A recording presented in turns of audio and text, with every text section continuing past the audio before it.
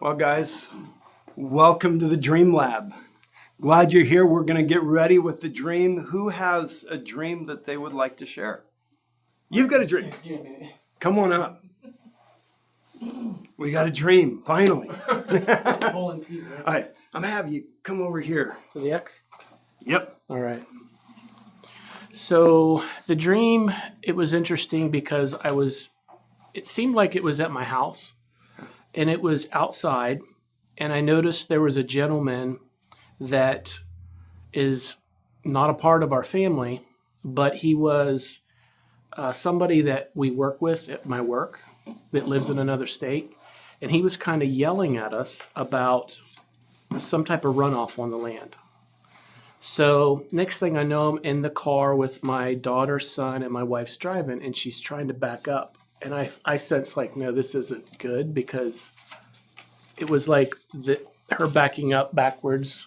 I didn't feel comfortable. So I got out, and then she said, you need to get the kids out too. So then when I took a step back and we were all out, I noticed where she was parked, there was a vehicle that came down behind. And it was like a dark, everything was shaded. And then when I saw it come up, I tried to look to see what it was. And it looked, you couldn't see a face or anything. It looked like just a spirit is what it reminded me of. Luminous, and it was trying to like intimidate me a little. And then it took off. And then that was kind of the end of the dream. And so I had it today. So I was kind of like, what does that mean? Okay. Because I wasn't, how like you have fear dreams and there's fear. I wasn't afraid, like I didn't feel fear, but it was kind of, trying to bring fear, I think. Okay. So you're in your house with your family. Well, we're outside. It felt like our house, but it wasn't. Okay. So, all right. So the house that you're at in the dream was your house, but it's not the house that you're living in now. Yes. You're outside, and there's another guy there that's not part of your family. And he's giving you a hard time about the runoff, like water runoff. Yeah, the dirt, the land, that type of thing. Yeah. Okay. And then quick switch. Now you're in the car. Your wife's driving. Your kids are in the car with you. Mm-hmm. And she's trying to back up. But you're like, there's something wrong. This is not right. Right. So you get out of the car, and she's like, well, get the kids out of the car too. So you get the kids out of the car, and you're looking at what's going on, and you can see this car come up. And the car's all dark, tinted, and there's some type of figure in it that is obviously a spiritual figure, and it's trying to intimidate by the way that it's moving right up against the back of the car, and you just feel that sense of this thing's trying to intimidate me.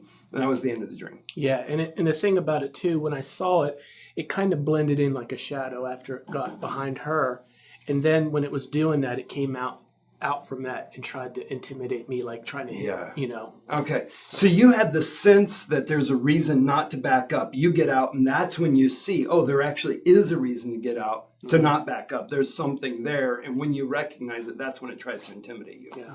Okay. Now that's very helpful to understanding the dream and what it means. So very good. Thank you. Awesome. So there's our dream. So go ahead and pause your video, figure out, what are you going to title this dream? What's the focus? What are your sub-focuses? What are your details? Once you've got that all figured out, write down an interpretation of the dream, come back, and we'll let you know what we got here in the lab.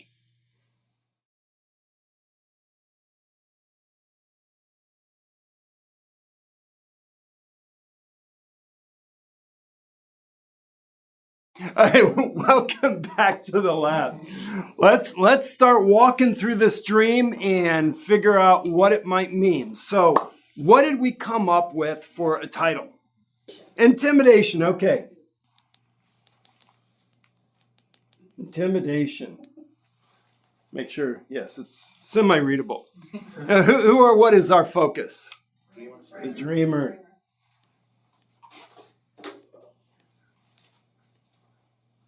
The dreamer is the focus, and our sub-focuses. Let's start with the first scene. The house. The house.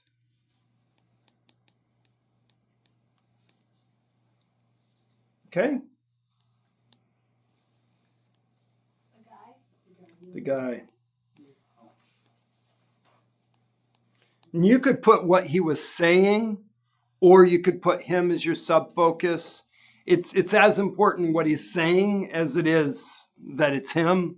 So either one of those would work. So if you did one as a detail and the other as a sub-focus, as long as they're both on there, you've got the key. And since I just said that, we will put what he was saying. The runoff. Those are quote marks. They look like quote marks, right? Put that as a detail off of the guy. All right, what's our second scene? The car. The car. Yeah, so the fact that the guy was somebody that he works with in some way, that is part of that. That helps you to understand that context. So you could actually put that as a detail off of the guy, or you could just remember that when you're thinking about the guy. Whichever makes it easier for your memory. All right, so second scene. We've got the car. What else do we have?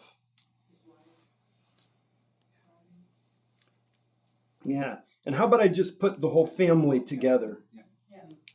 Right. His wife is driving and his kids are getting out of the car. I know they're doing separate things, but the concern is the family. What else? The other car. So let's put dark car. And that could be a sub-focus or a detail off of there. I think it's probably more of a sub-focus than a detail. And then we can just remember that there was a dark figure in the dark car. So you could put that again, you could put that as a detail off of the dark car, or you could just remember that. But the key thing to remember, really, is the intimidation. Right, there's an intimidation that's going on. So we've got a theme in both scenes. What's the theme? What's the consistent thing that's in both scenes? The intimidation. Okay. One of them is the guy yelling at him. One is the guy yelling at him. So there's conflict. Yeah. Yes. What's the other thing that's common in both of them? He also mentioned, just as a detail, that his wife was along with him when the man was yelling at him. Yeah, so in the house, his family was there. Yeah. So family is the consistent thing.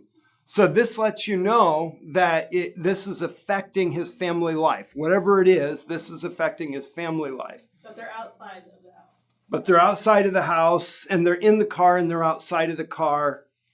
Yes. So something that's going on in the family environment that other people are yelling about. Something is going on in the family environment that somebody's creating intimidation. So you have that in both places, your issues, what's going on, what's happening to the family. That's the concern of the dreamer. Now, this guy, what is this guy talking about runoff? So because thinking about the runoff is what happens when rain comes and the water comes. And so the rain representing Holy Spirit, the runoff is how that affects people around. And so specifically, this guy was from his work. And so how that's affecting workplace, how that's affecting other people's response to that in his workplace. Okay? What's the car? Ministry or vocation. A ministry or vocation. Which one fits better in this? I thought it was ministry. Okay, now any clues as to why? Well, honestly, no. Except that the parallel. No, that's valid. That is valid. Except the parallel that first we're looking at him at his house, which could be foundational, but it's definitely more personal. And then we go to the car, which is outside, and you're going outside. So, right. But it's still personal. It's the family. So I felt like it was kind of like the comparative inside the parallel, that here's your home life and here's your outside your house life, but I thought it was more personal because it was his family. So I thought it was ministry. Yeah, and because the fact that it's his wife driving, not him driving. So it's his work. Yeah, so it's not his workplace. Unless they worked at the same place, then you'd have to figure out why the kids were in the car. Right. But that's your clue that lets you know this probably is not about a workplace situation because his wife is driving the car. The only way that would make sense in a dream is if they both worked in the same place. So there's issues that's going on in the workplace, but this isn't about the workplace. This is all about the family. And so that's your key.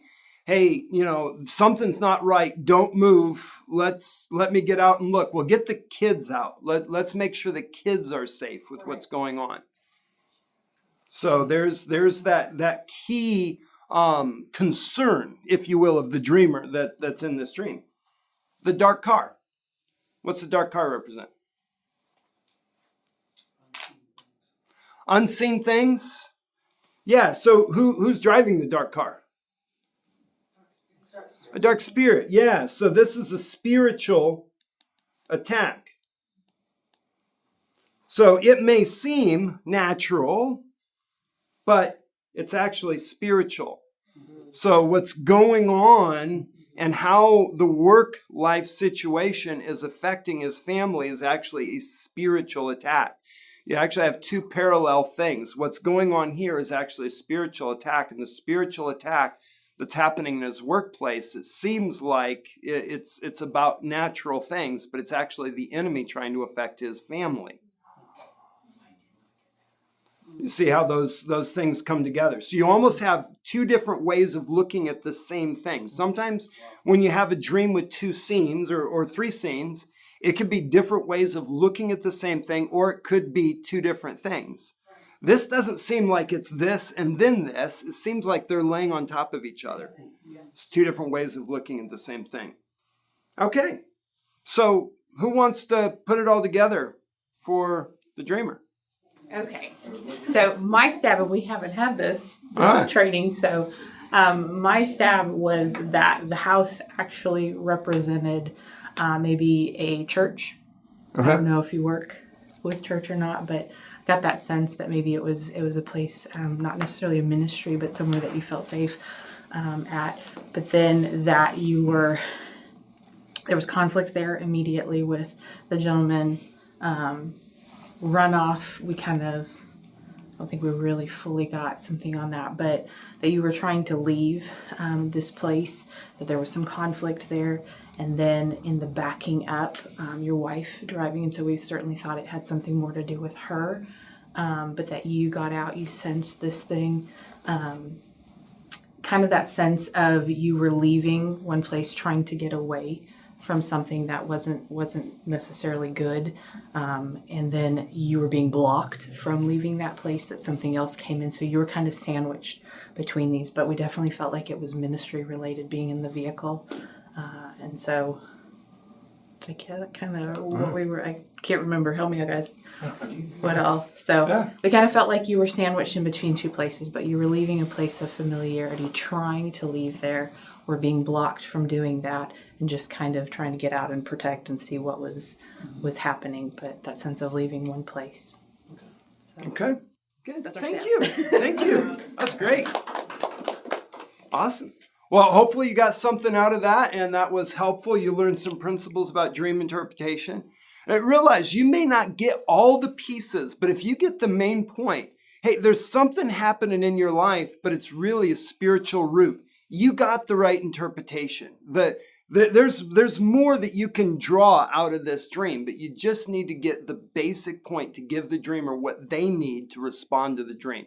Because the answer you're trying to answer with a dream interpretation is, why did God give this dream to this dreamer? Hey, there's stuff going on in the natural. Realize there's a spiritual root, and that's what you need to deal with. So we'll see you next time on the lab. Thanks for joining us.